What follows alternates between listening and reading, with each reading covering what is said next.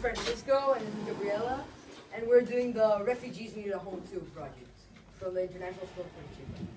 It's just a partial solution for the problem, because like any gen project, there's no way to solve it with a simple project.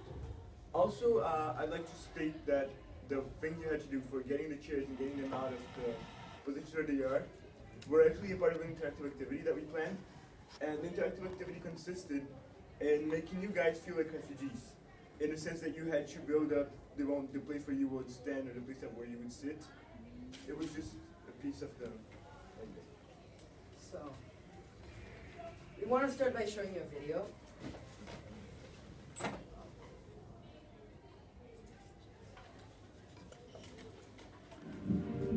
Conflict and war, sieges, persecution, religious ethnic strife, natural disasters, ongoing insecurity. They are the nation of the displaced, forced from their homes. At the end of 2013, they were 51.2 million. Highest number in the post-World War II era. If they were a country, it would be the 26th largest in the world.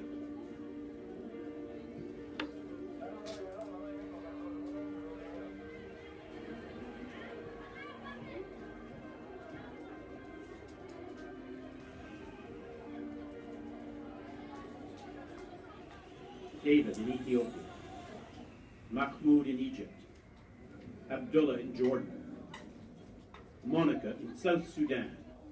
In 2013, each day on average, every day, 32,200 people were forced to flee, 11,000 more per day than the year before.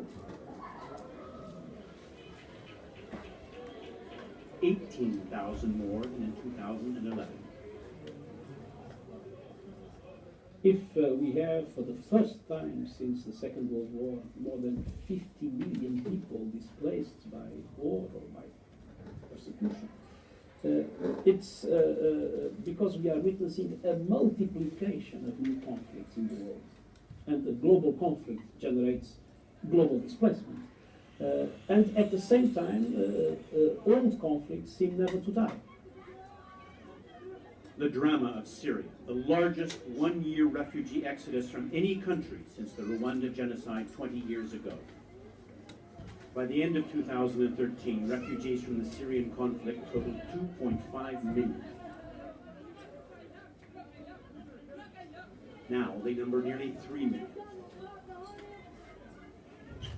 There were also Syrian conflicts in Central African Republic, South Sudan, sending rivers of refugees into neighboring countries, Cameroon, Chad, Ethiopia. And across continents, old, unending conflicts go on.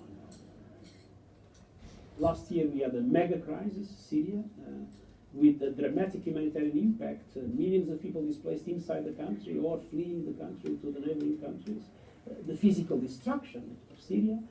But at the same time, we have Mali, Central African Republic, South Sudan. 50% of refugees are children, the highest percentage in a decade. Displacement is brutal. Many children stumble into exile barely alive after weeks in the bush. Some, like Ibrahim Musa, slashed by machete-wielding rebels in Central African Republic, have dreadful injuries. Others, like 12-year-old Hala, must take care of their siblings, their parents missing or dead. Millions of refugees in exile, but many millions more caught in conflict inside their countries. 33.3 million people are internally displaced. In Syria alone, the number is 6.5 million, almost a third of the country. Well, the solution is political. There is only one way to stop displacement, is to stop conflict. It's to find peace, and that capacity is what it is lacking in today's world. But in between, people suffer. Desperation breeds desperate measures. Desert crossing is flight by boat, anything to escape. Close to 1.1 million individual asylum applications were registered with governments or UNHCR in 2013, the highest in a decade. But just 414,600 refugees returned home in 2013. And fewer than 100,000 refugees were resettled permanently in new countries. The tide of misery rises. To stop the flow requires political will. To reverse it requires care, commitment, and leadership. Across the globe, the nation of the displaced is growing.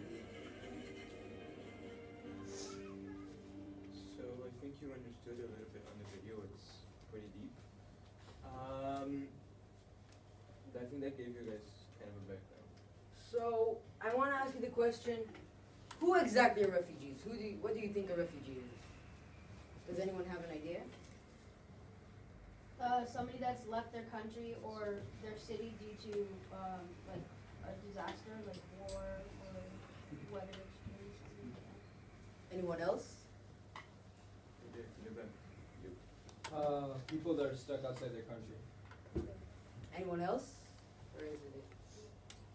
Would you feel comfortable telling us? Well, refugees, basically people who need to leave their country for reasons and they have to hide.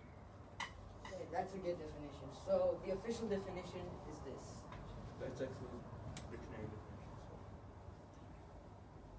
So it is a person who flees to a foreign country or power in order to escape persecution. So yeah, it's basically what you guys said. So when a person must leave their country because of war, a natural disaster, anything of the sort. So do any of you have an idea what the top 5 countries that produce refugees are? Or just a random guess? Syria, Afghanistan, Chad, Okay. and others. I don't know. Palestine, one of them as well as the other ones she said. Mm-hmm. Anyone else? Lebanon, Libya maybe. Maybe. Sudan, Pakistan. Mm-hmm. Ukraine. So this is the actual list.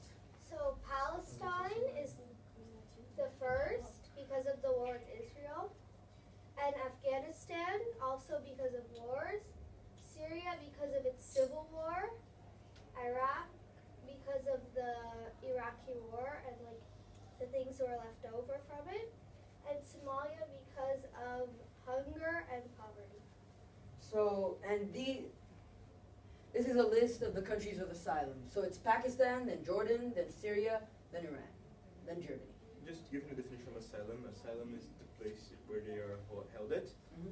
I'd also like to state 2 facts about this data. First of all, this data is the official number of refugees that are accepted into your country. And this number is different than reality because a lot of refugees do not have the option to turn illegal. So they just stay illegal. And also this data is from 2011. That was the last trustable data source that we found. So this is data from 2011 and it probably has increased tremendously, especially with the increased number of conflicts that we have in the world. So do any of you have a guess how many refugees total are in the world? Or how many refugees that are official refugees? Any of you want to take a random guess? A billion? Yes. 10 million. 3 billion. Okay, so let's see. So whoever said 10 million was right. These are only official refugees, as I said. They're not the actual amount of refugees. The actual amount is closer to 50 million. But, yeah, so 10,395,553. So now Now we're going to do the small interactive activity. And the interactive activity is, right now, Oded has candy. And you can get it with him if you want. you want to come on and get it?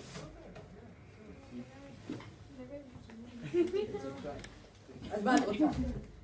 My mom said. מה את רוצה? תגידי לי, איזה את רוצה? תגידי לי, מה את רוצה? אני אשלם, יאללה, מה את רוצה? Just say stuff back to That's Ma? Arabian. מה? Auntie ko yun ako bilang.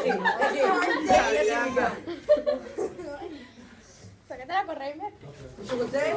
Anybody else want to come? Mato. This phone. No. Ten. I can't say that. Please check it.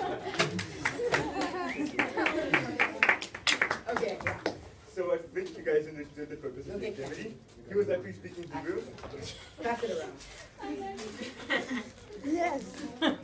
think he deserves it. Can we have the cookies too? Pass it over. Just pass it around. Don't pour it. But yeah, so you get candy because we're nice. Oh, I got jelly But- beans. So wait, pass the cookies. When a refugee arrives to a new place, they do not know the language and they do not know the culture, and therefore people are very disrespectful to them, and they often do not get what they want, including food, drinks, anything. This language barrier is one of the things we treat later on in our project, and it is really a problem that maybe some of you might have experienced, because we live in an international community and therefore we move a lot. But remember that these guys, they're moving in subhuman conditions, which makes them much worse.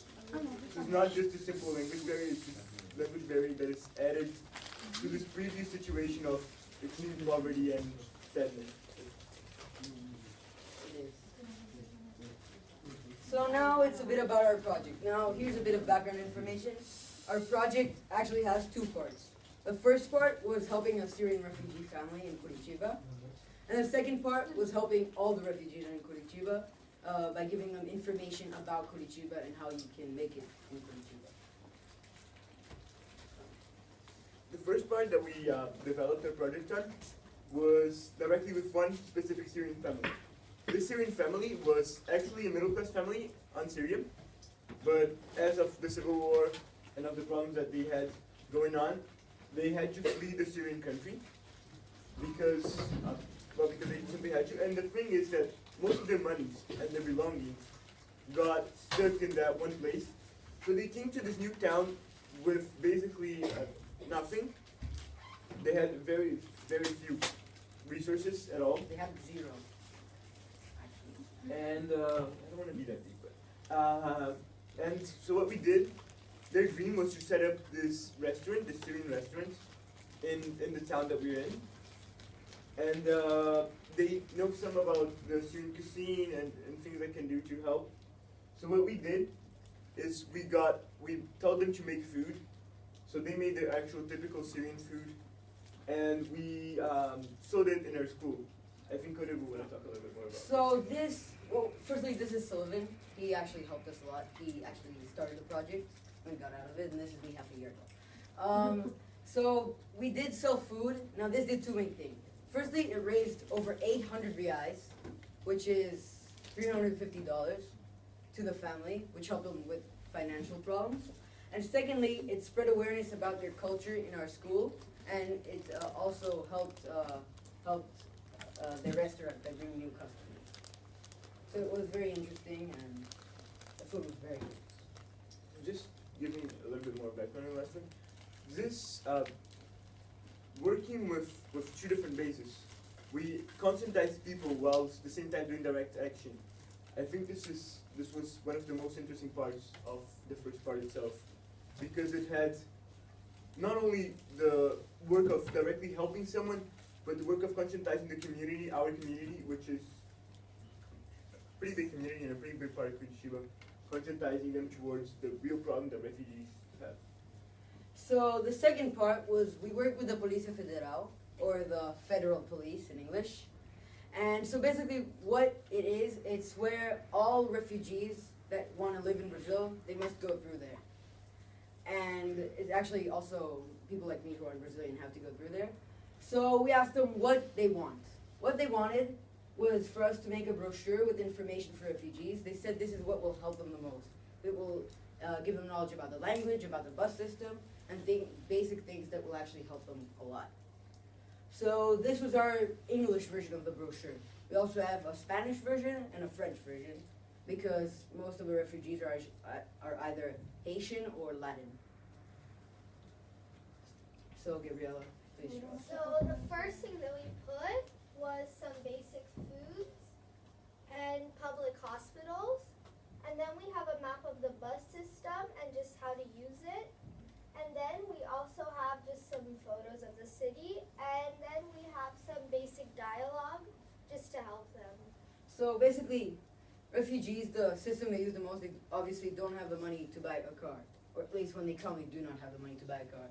That is why the bus system is here. It gives pretty exact instructions on how to use it and the prices according to 2014. Here are the basic dialogue. It, well, helps them with basic dialogue. It's stuff like, I want a job here, where's the bathroom, where's the nearest supermarket, stuff like that. And this food is both in the English word and the Portuguese word. And yeah, that's it. In public hospital is pretty obvious why we put it there. So we want to end it with a quote that by Malala Yousafzai, right? She just won the Nobel Prize for Peace. So she's 15, I think. She's the youngest to ever win the Peace Nobel Prize. Very beautiful story. So the quote is, I speak not for myself, but for those without a voice. Those who have fought for their rights to live in peace, their rights to be treated with dignity, their right to equality of opportunity, the right to be educated. And just this random thing to add on. All those rights are actually specifically cited by the UN as either human rights or children's rights. The right to live in peace and live righteously is in the UNDHR. So is the right to be treated with dignity and the equality of opportunity. And the right to be educated is on the children's rights. I don't know what's the full name of the document, but on the document that refers to children's rights. So she actually said this, and they are actually rights that are granted for all of humanity. And that many times refugees don't get simply because of their harsh situation that they're obligated to live in. So for example, in Curitiba, refugees are not paid equally for doing the same job as a normal person. This is a problem with legislation in Curitiba. Another problem with legislation is that, for example, the Syrian family, the father was an architect, but he could not use his diploma here in Curitiba because the rule says that if you do not have your diploma, you cannot work as your job. And of course, the diploma was lost in Syria. So yeah, I think this is it. Sorry for